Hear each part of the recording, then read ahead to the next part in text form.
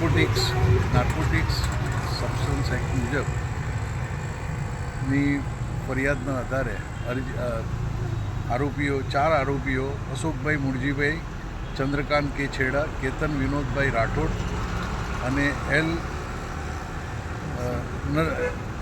L નરસિંહમલુ, આ ચાર આરોપીઓ નવા ફળિયા અડગામ પાસે રોડ પર ફેક્ટરી ચલાવતા હતા અને એ ફેક્ટરીની અંદર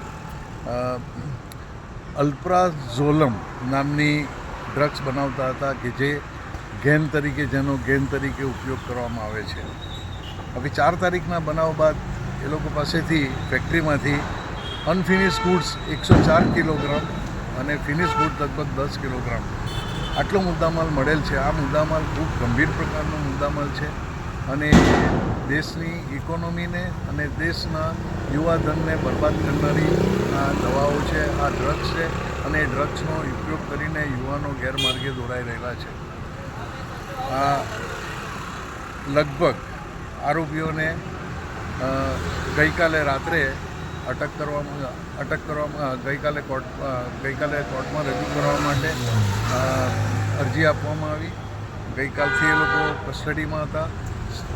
NDPS એક્ટની કલમ 67 મુજબ એ લોકોના નિવેદન લેવામાં આવે છે.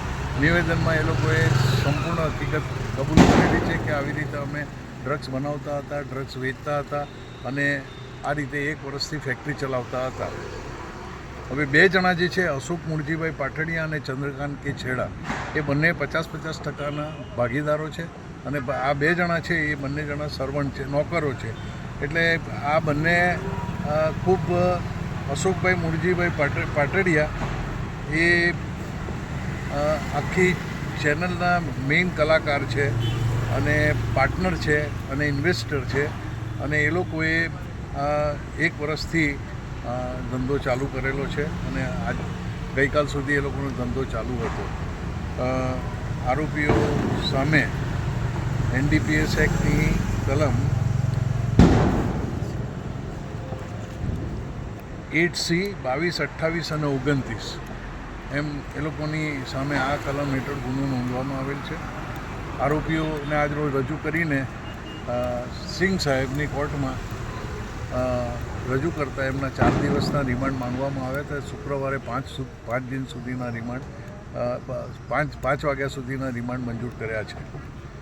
આ ખૂબ ગંભીર પ્રકારનો ગુનો છે અને ગુનાની સજા 20 વર્ષ સુધીની, મિનિમમ 10 વર્ષ અને અપ ટુ 20 વર્ષ સુધીની અને લગભગ 2 લાખ રૂપિયાનો દંડની જોગવાઈ છે. એટલે આટલો ગંભીર પ્રકારનો ગુનો હોવા છતાં વાપી, વલસાડ જિલ્લાની અંદર આ પ્રમાણના બનાવો બને છે એ આપણા સૌને માટે ખૂબ ખેદજનક અને વિચારવા જેવી ઘટના છે. ધન્યવાદ.